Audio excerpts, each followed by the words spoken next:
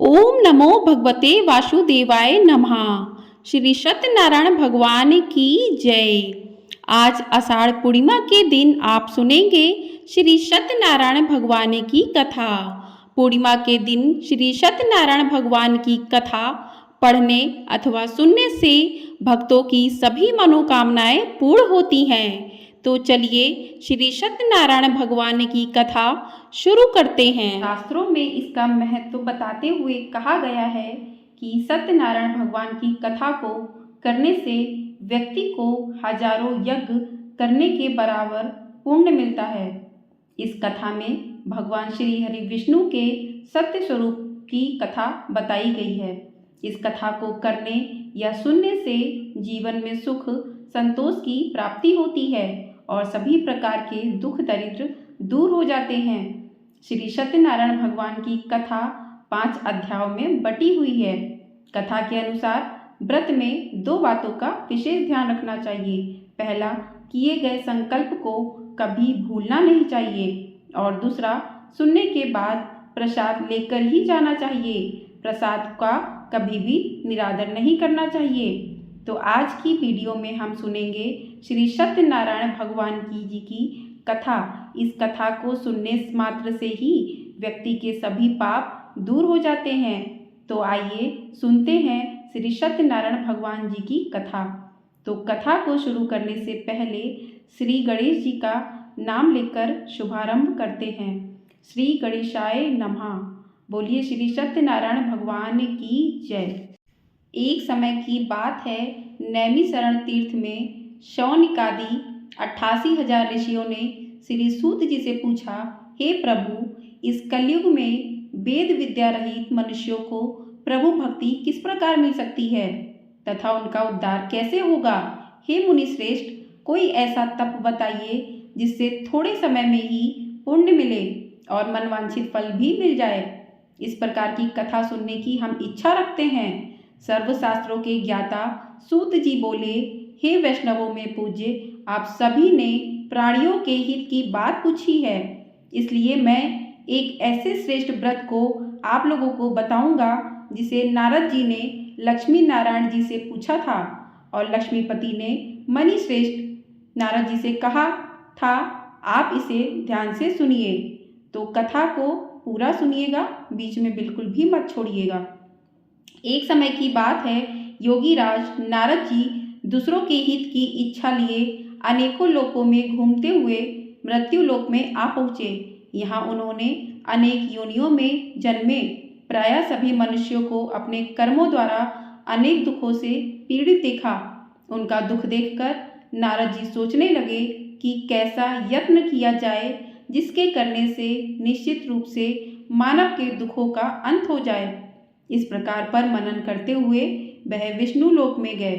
वहां वह देवों के ईश नारायण की स्तुति करने लगे, जिनके हाथों में शंख चक्र गदा और पद थे, गले में वरमाला पहने हुए थे। स्तुति करते हुए नारद जी बोले, हे भगवान, आप अत्यंत शक्ति से संपन्न हैं। मन तथा वाणी भी आपको नहीं पा सकती है। आपका आदि मध्य तथा अंत नहीं है। निर्गुण स्वरूप सृष्टि के कारण भक्तों के दुख को दूर करने वाले हैं। आपको मेरा नमस्कार है। नारद जी की स्तुति सुन विष्णु भगवान बोले, हे मुनि श्रेष्ठ, आपके मन में क्या बात है? आप किस काम के लिए पधारे हैं, उसे निसंकोच कहो। इस पर नारद मुनि बोले कि मृत्यु लोक में अनेक योनियों में जन्मे मनुष्य अपने कर्मों के द्वारा अनेकों दुख से दुखी हो रहे हैं। हे नाथ, आप मुझ पर दया रखते हैं तो बताइए कि वो मनुष्य थोड़े प्रयास से ही अपने दुखों से कैसे छुटकारा पा सकते हैं। तभी श्री हरि बोले, हे नारद, मनुष्यों की भलाई के लिए तुमने बहुत अच्छी बात पूछी है। जिसके करने से मनुष्य मोह से छूट जाता है, वह बात मैं कहता हूँ, उसे सुनो। स्वर्गलोक व मृत्यु लोक दोनों में एक दुर्लभ उत्तम व्रत है जो पुण्य देने वाला है। आज प्रेम वश होकर मैं उसे तुमसे कहता हूँ। श्री सत्यनारायण भगवान का यह व्रत अच्छी तरह विधि पूर्वक करके मनुष्य तुरंत ही यहाँ सुख भोग कर मरने पर मोक्ष पाता है। श्री हरि के वचन सुन नारद जी बोले कि उस व्रत का फल क्या है और उसका क्या विधान है। यह व्रत किसने किया था, इस व्रत को किस दिन करना चाहिए, सभी कुछ विस्तार से बताएं। नारद जी की बात सुनकर श्री हरि बोले, दुख व शोक को दूर करने वाला यह सभी स्थानों पर विजय दिलाने वाला है। मानव को भक्ति व श्रद्धा के साथ शाम को श्री सत्यनारायण की पूजा धर्मपरायण होकर ब्राह्मणों व बंधुओं के साथ करनी चाहिए। भक्ति भाव से ही नैवेद्य, केले का फल, घी, दूध और गेहूं का आटा सवाया ले। गेहूं के स्थान पर आप साठी का आटा, शक्कर तथा गुड़ लेकर व सभी भक्षण योग्य पदार्थों को मिलाकर भगवान का भोग लगाएं। ब्राह्मणों सहित बंधु बांधवों को भी भोजन कराएं। उसके बाद स्वयं भोजन करें। भजन कीर्तन के साथ भगवान की भक्ति में लीन हो जाएं। इस तरह से सत्यनारायण भगवान का यह व्रत करने पर मनुष्य की सारी इच्छाएं निश्चित रूप से पूरी होती हैं। इस कली काल अर्थात कलयुग में मृत्यु लोक में मोक्ष का यही एक सरल उपाय बताया गया है। श्री सत्यनारायण व्रत कथा का पहला अध्याय संपूर्ण। बोलिए श्री सत्यनारायण भगवान की जय। अब शुरू करते हैं सत्यनारायण भगवान की व्रत और कथा का दूसरा अध्याय। सूत जी बोले, हे ऋषियों, जिसने पहले समय में इस व्रत को किया था उसका इतिहास कहता हूँ, ध्यान से सुनो। सुंदर काशीपुर नगरी में एक अत्यंत निर्धन ब्राह्मण रहता था। भूख प्यास से परेशान वह धरती पर घूमता रहता था। ब्राह्मणों से प्रेम करने वाले भगवान ने एक दिन ब्राह्मण का वेश धारण कर उसके पास जाकर पूछा, हे विप्र, नित्य दुखी होकर तुम पृथ्वी पर क्यों घूमते हो? दीन ब्राह्मण बोला, मैं निर्धन ब्राह्मण हूँ, भिक्षा के लिए धरती पर घूमता हूँ। हे भगवान, यदि आप इसका कोई उपाय जानते हो तो बताइए। वृद्ध ब्राह्मण कहता है कि श्री सत्यनारायण भगवान मनोवांछित फल देने वाले हैं, इसलिए तुम उनका पूजन करो। इसे करने से मनुष्य सभी दुखों से मुक्त हो जाता है। वृद्ध ब्राह्मण बनकर आए सत्यनारायण भगवान उस निर्धन ब्राह्मण को व्रत का सारा विधान बताकर अंतर्ध्यान हो गए। ब्राह्मण मन ही मन सोचने लगा कि जिस व्रत को वृद्ध ब्राह्मण करने को कह गया है मैं उसे जरूर करूँगा। यह निश्चय करने के बाद उसे रात में नींद भी नहीं आई। वह सवेरे उठकर सत्यनारायण भगवान के व्रत का निश्चय कर भिक्षा के लिए चला गया। उस दिन निर्धन ब्राह्मण को भिक्षा में बहुत धन मिला, जिससे उसने बंधु बांधवों के साथ मिलकर श्री सत्यनारायण भगवान का व्रत संपन्न किया। भगवान सत्यनारायण का व्रत संपन्न करने के बाद वह निर्धन ब्राह्मण सभी दुखों से छूट गया और अनेक प्रकार की संपत्तियों से युक्त हो गया। उसी समय से यह ब्राह्मण हर माह इस व्रत को करने लगा। इस तरह से सत्यनारायण भगवान के व्रत को जो मनुष्य करेगा वह सभी प्रकार के पापों से छूटकर मोक्ष को प्राप्त होगा। जो मनुष्य इस व्रत को करेगा वह भी सभी दुखों से मुक्त हो जाएगा। सूत जी बोले कि इस तरह से नारद जी से नारायण जी का कहा हुआ श्री सत्यनारायण व्रत को मैंने तुमसे कहा। हे विप्रो, अब मैं और क्या कहूँ? ऋषि बोले, हे मुनिवर, संसार में उस विप्र से सुनकर और किस किस ने इस व्रत को किया, हम सब इस बात को सुनना चाहते हैं। इसके लिए हमारे मन में श्रद्धा का भाव है। सूत जी बोले, हे मुनियों, जिस जिसने इस व्रत को किया है वे सब सुनो। एक समय वही विप्र धन व ऐश्वर्य के अनुसार अपने बंधु बांधवों के साथ इस व्रत को करने के लिए तैयार हुआ। उसी समय एक लकड़ी बेचने वाला बूढ़ा आदमी आया और लकड़ियां बाहर रखकर अंदर ब्राह्मण के घर में गया। प्यास से दुखी वह लकड़ारा उनको व्रत करते देख विप्र को नमस्कार कर पूछने लगा कि आप ये क्या कर रहे हो? तो उन्होंने बताया कि व्रत कर रहा हूँ तथा इसे करने से क्या फल मिलेगा, कृपया मुझे भी बताएं। ब्राह्मण ने कहा कि सब मनोकामनाओं को पूरा करने वाला यह सत्यनारायण भगवान का व्रत है। इसकी कृपा से ही मेरे घर में धन धान्य आदि की वृद्धि हुई है। विप्र से सत्यनारायण व्रत या इसके बारे में जानकर वह लकड़ारा बहुत प्रसन्न हुआ। चरणामृत लेकर वह प्रसाद खाने के बाद वह अपने घर गया। लकड़ारे ने अपने मन में संकल्प किया कि आज लकड़ी बेचने से जो भी धन मिलेगा उसी से श्री सत्यनारायण भगवान का उत्तम व्रत करूंगा। मन में इस विचार को ले बूढ़ा आदमी सिर पर लकड़ियां रख उस नगर में बेचने गया जहां धनी लोग ज्यादा रहते थे। उस नगर में उसे अपनी लकड़ियों का दाम पहले से 4 गुना अधिक मिलता है। बूढ़ा प्रसन्नता के साथ दाम लेकर केले, शक्कर, घी, दूध, दही और गेहूं का आटा ले और सत्यनारायण भगवान के व्रत की अन्य सामग्री लेकर अपने घर गया। वहां उसने अपने बंधु बांधवों को बुलाकर विधि विधान से सत्यनारायण भगवान का पूजन और व्रत किया। इस व्रत के प्रभाव से वह बूढ़ा लकड़ारा धन पुत्र आदि से युक्त होकर संसार के समस्त सुख भोग अंतकाल में वैकुंठ धाम चला गया। बोलिए श्री सत्यनारायण भगवान की जय। इस प्रकार से कथा का दूसरा अध्याय भी संपूर्ण होता है। बोलिए श्री सत्यनारायण भगवान की जय। कथा के तीसरे अध्याय में सूत जी बोले, हे श्रेष्ठ मुनियों, अब आगे की कथा कहता हूँ। पहले समय में उल्कामुख नाम का एक बुद्धिमान राजा था। वह सत्यवक्ता और जितेंद्रिय था। प्रतिदिन देव स्थानों पर जाता और निर्धनों को धन देकर उनके कष्ट दूर करता था। उसकी पत्नी कमल के समान मुख वाली तथा सती साध्वी थी। भद्रशिला नदी के तट पर उन दोनों ने श्री सत्यनारायण भगवान का व्रत किया। उस समय साधु नाम का एक वैश्य आया। उसके पास व्यापार करने के लिए बहुत सा धन भी था। राजा को व्रत करते देखकर वह विनय के साथ पूछने लगा कि हे राजन, भक्ति भाव से पूर्ण होकर आप यह क्या कर रहे हैं? मैं सुनने की इच्छा रखता हूँ, तो आप मुझे बताएं। तभी राजा बोले, हे साधु, अपने बंधु बांधवों के साथ पुत्रादि की प्राप्ति के लिए एक महाशक्तिमान श्री सत्यनारायण भगवान का व्रत व पूजन कर रहा हूँ। राजा के वचन सुन साधु आदर से बोला, हे राजन, मुझे इस व्रत का सारा विधान कहिए। आपके कथानुसार मैं भी इस व्रत को करूँगा। मेरा भी संतान नहीं है और इस व्रत को करने से निश्चित रूप से मुझे संतान की प्राप्ति होगी। राजा से व्रत का सारा विधान सुन व्यापार से निवृत्त हो वह अपने घर गया।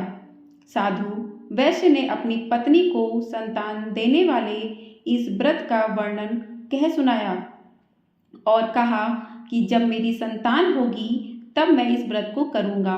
साधु ने इस तरह के वचन अपनी पत्नी लीलावती से कहे। एक दिन लीलावती पत्नी के साथ आनंदित हो सांस्कारिक धर्म में प्रवृत्त होकर सत्यनारायण भगवान की कृपा से गर्भवती हो गई। 10वें महीने में उसके गर्भ में एक सुंदर कन्या ने जन्म लिया। दिनों दिन वह ऐसे बढ़ने लगी जैसे कि शुक्ल पक्ष का चंद्रमा बढ़ता है। माता पिता ने अपनी कन्या का नाम कलावती रखा। एक दिन लीलावती ने मीठे शब्दों में अपने पति को याद दिलाया कि आपने सत्यनारायण भगवान के जिस व्रत को करने का संकल्प लिया था उसे करने का समय आ गया है। आप इस व्रत को करिए। साधु बोला कि हे प्रिय, इस व्रत को मैं उसके विवाह पर करूँगा। इस प्रकार अपनी पत्नी को आश्वासन देकर वह नगर को चला गया। कलावती पिता के घर में रह वृद्धि को प्राप्त हो गई। साधु ने एक बार नगर में अपनी कन्या को सखियों के साथ देखा तो तुरंत ही दूत को बुलाया और कहा, मेरी कन्या के योग्य वर देख कर आओ। साधु की बात सुनकर दूत कंचन नगर में पहुंचा और वहां देखभाल कर लड़की के सुयोग्य बाड़िक पुत्र को ले आया। सुयोग्य लड़के को देख साधु ने बंधु बांधवों को बुलाकर अपनी पुत्री का विवाह कर दिया। लेकिन दुर्भाग्य की बात ये कि साधु ने अभी भी श्री सत्यनारायण भगवान का व्रत नहीं किया।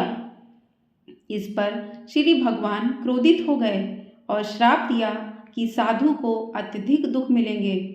अपने कार्य में कुशल साधु बनिया जवाई को लेकर समुद्र के पास स्थित होकर रत्नासारपुर नगर में गया।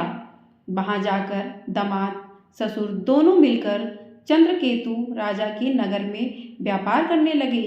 एक दिन भगवान श्री सत्यनारायण की माया से एक चोर राजा का धन चुराकर भाग रहा था। उसने राजा के सिपाहियों को अपना पीछा करते देख चुराया हुआ धन वहां रख दिया जहां साधु अपने जवाई के साथ ठहरा हुआ था। राजा के सिपाहियों ने साधु वैश्य के पास राजा का धन पड़ा देखा तो वह ससुर और जवाई दोनों को बांधकर प्रसन्नता से राजा के पास ले गए और कहा कि उन दोनों चोरों को हमने पकड़ लिया है, आप आगे की कार्यवाही की आज्ञा दें। राजा की आज्ञा से उन दोनों को कठिन कारावास में डाल दिया गया और उनका सारा धन भी उनसे छीन लिया गया। श्री सत्यनारायण भगवान से श्राप से साधु की पत्नी भी बहुत दुखी हुई। घर में जो धन रखा था उसे चोर चुरा ले गए। शारीरिक और मानसिक पीड़ा व भूख प्यास से अति दुखी हो अन्न की चिंता में कलावती के ब्राह्मण के घर गई। वहां उसने श्री सत्यनारायण भगवान का व्रत होते देखा, फिर कथा भी सुनी और वह प्रसाद ग्रहण कर वह रात को घर वापस आई। माता के कलावती से पूछा कि हे पुत्री, अब तक तुम कहाँ थी? तेरे मन में क्या है? कलावती ने अपनी माता से कहा, हे माता, मैंने एक ब्राह्मण के घर में श्री सत्यनारायण भगवान का व्रत देखा है। कन्या के वचन सुन लीलावती भगवान के पूजन की तैयारी करने लगी। लीलावती ने परिवार व बंधुओं सहित सत्यनारायण भगवान का पूजन किया और उनसे वर मांगा कि मेरे पति तथा जवाई शीघ्र घर आ जाएं। साथ ही यह भी प्रार्थना की कि हम सबका अपराध क्षमा करे। श्री सत्यनारायण भगवान इस व्रत से संतुष्ट हो गए और राजा चंद्रकेतु को सपने में दर्शन दे कहा कि हे राजन, तुम उन दोनों वैश्यों को छोड़ दो और तुमने उनका जो धन लिया है उसे भी वापस कर दो। अगर ऐसा नहीं किया तो मैं तुम्हारा धन, राज्य व संतान सभी को नष्ट कर दूंगा। राजा को यह सब कहकर वह अंतर्ध्यान हो गए। प्रातःकाल सभा में राजा ने अपना सपना सुनाया, फिर बोले कि बड़े पुत्रों को कैद से मुक्त कर सभा में लाओ। दोनों ने आते ही राजा को प्रणाम किया। राजा मीठी बाड़ी में बोला, हे महानुभाव, भाग्यवश ऐसा कठिन दुख तुम्हें प्राप्त हुआ, लेकिन अब तुम्हें कोई भय नहीं है। ऐसा कहे राजा ने उन दोनों को नए वस्त्र आभूषण भी पहनाए और जितना धन उनका लिया था उससे 2 गुना धन वापस कर दिया। दोनों वैश्य अपने घर को चल दिए। बोलिए श्री सत्यनारायण भगवान की जय। इस प्रकार से तीसरा अध्याय पूर्ण होता है। बोलिए श्री सत्यनारायण भगवान की जय। चौथे अध्याय में सूत जी बोले, वैश्य ने मंगलाचार कर अपनी यात्रा आरंभ की और अपने नगर की ओर चल दिए। उनके थोड़ी दूर जाने पर एक दंडी वेशधारी श्री सत्यनारायण ने उनसे पूछा, हे साधु, तेरी नाव में क्या है? अभिवाड़ी बड़े हंसता हुआ बोला, हे दंडी, आप क्यों पूछते हो? क्या धन लेने की इच्छा है? मेरी नाव में तो बेल व पत्ते भरे हुए हैं। वैश्य के कठोर वचन सुन भगवान बोले, तुम्हारा वचन सत्य हो। दंडी ऐसे वचन कह वहां से दूर चले गए। कुछ दूर जाकर समुद्र के किनारे बैठ गए। दंडी के जाने के बाद साधु वैश्य ने नित्य क्रिया के पश्चात नाव को ऊंची उठते देखकर अचंभा माना और नाव में बेल पत्ते आदि देखकर वह मूर्छित हो जमीन पर गिर पड़ा। मूर्छा खुलने पर वह अत्यंत शोक में डूब गया। तब उसका दामाद बोला कि आप शोक ना मनाएं, यह दंडी का शाप है, इसलिए हमें उनकी शरण में जाना चाहिए, तभी हमारी मनोकामना पूरी होगी। दामाद की बात सुनकर वह दंडी के पास पहुंचा और अत्यंत भक्ति भाव नमस्कार करके बोला, मैंने आपसे जो जो असत्य वचन कहे थे उनके लिए मुझे क्षमा दें। ऐसा कहकर महान शोकातुर हो रोने लगा। तभी दंडी भगवान बोले, हे बड़े पुत्र, मेरी आज्ञा से बार बार तुम्हें दुख प्राप्त हुआ है, तू मेरी पूजा में विमुख हुआ। साधु बोला, हे भगवान, आपकी माया से ब्रह्मा आदि देवता भी आपके रूप को नहीं जानते, तब तो मैं अज्ञानी कैसे जान सकता हूँ। आप प्रसन्न होइए, अब मैं सामर्थ्य के अनुसार आपकी पूजा करूँगा। मेरी रक्षा करो और पहले के समान नौका में धन भर दो। साधु वैश्य के भक्तिपूर्वक वचन सुनकर भगवान प्रसन्न हो गए और उसकी इच्छा अनुसार वरदान देकर अंतर्ध्यान हो गए। ससुर जवाई जब नाव पर आए तो नाव धन से भरी हुई थी। फिर वहीं अपने अन्य साथियों के साथ सत्यनारायण भगवान का पूजन कर अपने नगर को चल दिए। जब नगर के नज़दीक पहुँचे तो दूत को घर पर खबर करने के लिए भेज दिया। दूत साधु की पत्नी को प्रणाम कर कहता है कि मालिक अपने दामाद सहित नगर के निकट आ गए हैं। दूत की बात सुन साधु की पत्नी लीलावती ने बड़े हर्ष के साथ सत्यनारायण भगवान का पूजन कर अपनी पुत्री कलावती से कहा कि मैं अपने पति के दर्शन को जाती हूँ, तू कार्य पूर्ण कर शीघ्र आ जा। माता के ऐसे वचन सुन कलावती जल्दी में प्रसाद छोड़ अपने पति के पास चली गई।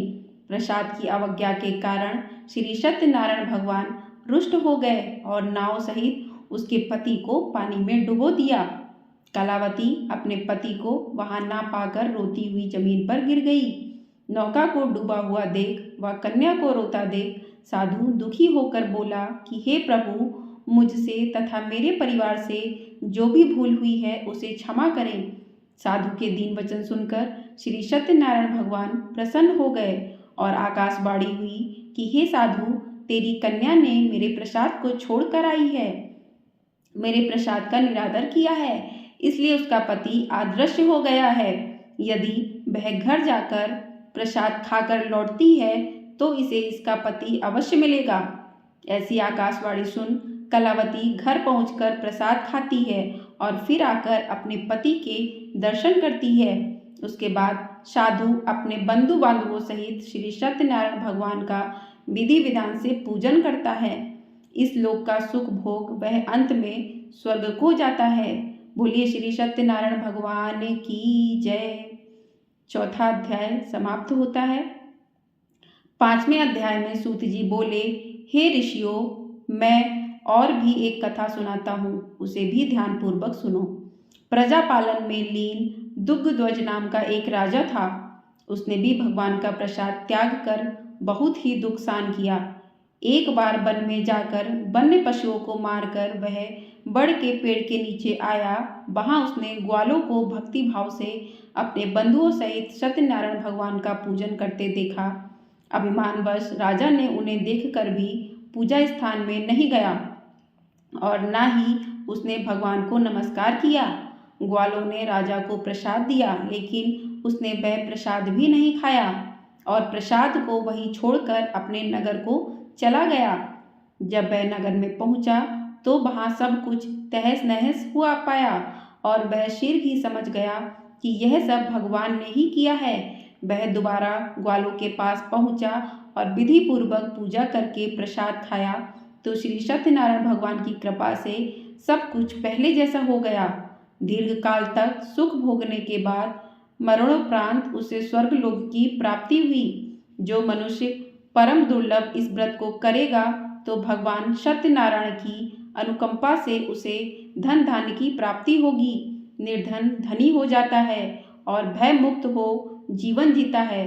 संतानहीन मनुष्य को संतान सुख मिलता है और सारे मनोरथ पूर्ण होने पर मानव अंतकाल में वैकुंठ धाम को जाता है। सूत जी बोले, जिन्होंने पहले इस व्रत को किया है, अब उनके दूसरे जन्म की कथा कहता हूँ। वृद्ध शतानंद ब्राह्मण ने सुदामा का जन्म लेकर मोक्ष की प्राप्ति की। लकड़ारे ने अगले जन्म में निषाद बनकर मोक्ष प्राप्त किया। उल्कामुख नाम का राजा दशरथ होकर वैकुंठ हो गए और साधु नाम के वैश्य ने मोर ध्वज बनकर अपने पुत्र को आरे से चीर कर मोक्ष पाया।